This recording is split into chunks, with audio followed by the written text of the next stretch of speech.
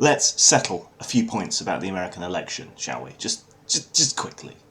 Firstly, most importantly, Donald Trump is not fucking Hitler, alright? He's a populist windsock with no spine, alright? That's it. He has no policies. He doesn't care about anybody or anything except his own ego, alright? That's it. Whatever the most popular attitude is, that's the way he swings. He has no policies, he has no ideas, alright? He just reacts to whatever he's asked, whatever kind of spot he's put onto, you know? So, that's it. He's not Hitler. He has no real ideology. He's just nothing. He's just flapping in the populism breeze.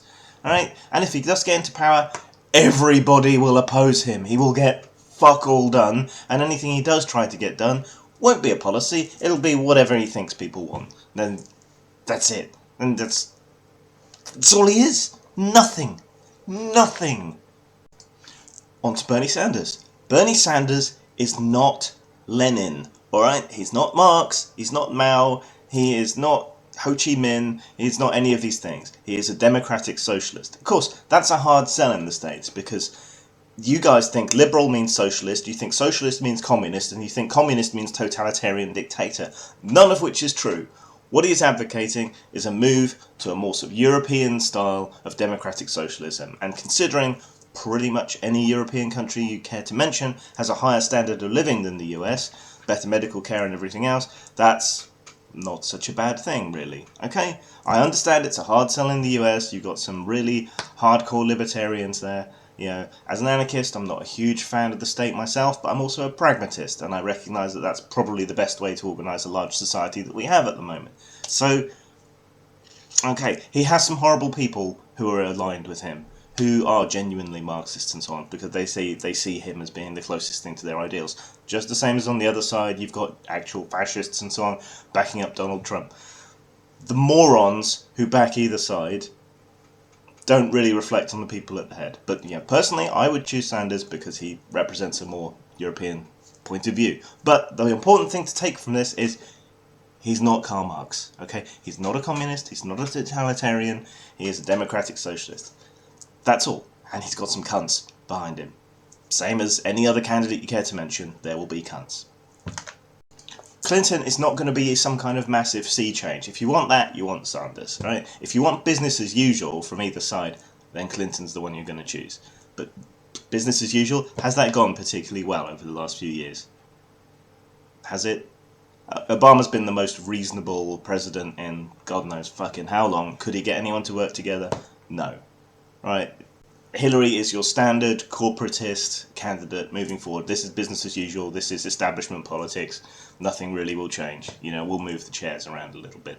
And a vagina is not a qualification for office. Sorry, look at her policies, right? Sure, she's got experience, but has experience fucking people over, right? That's not a good reason to choose someone either. Like I say, business as usual. That's all she is. That's all she is. And I do not understand why anyone who wants actual change would vote for her, other than some symbol. And let me remind you, Margaret Thatcher. And if you see Cruz as some kind of alternative to Trump, alright, you've got a populist windsock with no policies or ideas of his own on one side, and a religious fucking crazy person as the alternative, and that somehow seems like a better bet to you. I appreciate Devil in the Deep Blue Sea, you know, rock in a hard place, but I'll take the guy with no ideas over the guy that wants the apocalypse. That, you know, you've got your own democratic choice to make, but it seems like a no-brainer to me, really.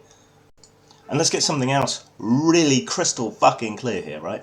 If I decry, or anyone else decries, the rhetoric and thuggery coming out of the Trump camp, right, that doesn't necessarily mean we support the rhetoric and thuggery of the other camp, okay? You've got two groups of authoritarian fucknuggets going at each other, right?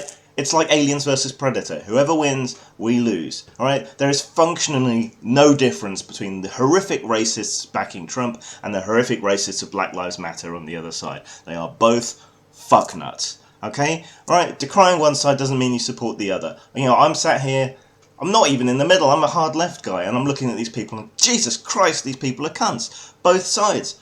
Fuck them. Fuck racism, whoever it comes from, whoever it's directed towards. Fuck these people. Fuck them in their stupid asses. I don't want anything to do with them. I don't want... Why are you excusing one side or the other? I appreciate it.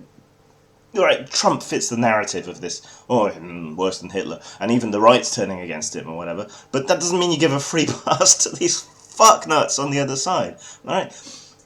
Oh, it's just infuriating. You can't speak against anybody without being assumed to be for the other side. Fuck all y'all. Really. Fuck them. Fuck them on both sides. Now let's really get into it, okay? I don't want Trump to win because he stands for nothing. I don't think he's a fascist or anything. I just think he's a fucking idiot and would probably be the worst person to be in there, even though I don't think he would accomplish anything. Because I think you need to accomplish things and you need a change. And that's why I would back Sanders, even though I don't agree with him on a lot of things and he seems completely weak to this social justice warrior nuts pressuring him. Okay? Right. All that aside, let's assume that we want to get rid of Trump. What strikes you as a good way to undermine his popularity amongst his base? Any ideas? Do you really think attacking them is going to accomplish anything?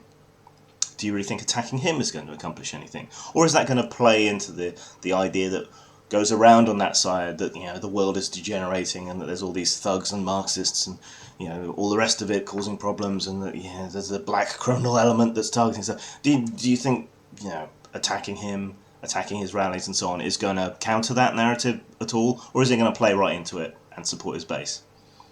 Do you really think the kind of moronic nationalists that are backing him, do you think they're going to, yeah, suddenly have a second thought because you trample a flag?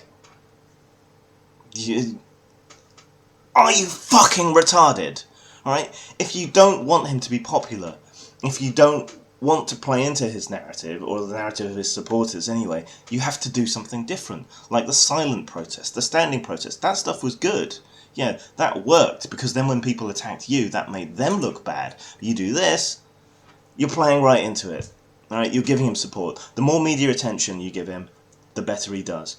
Right? The more you act like this supposed straw man that's been built up of the thuggish Marxist protester, right? The more you support him. Okay? You're just feeding him.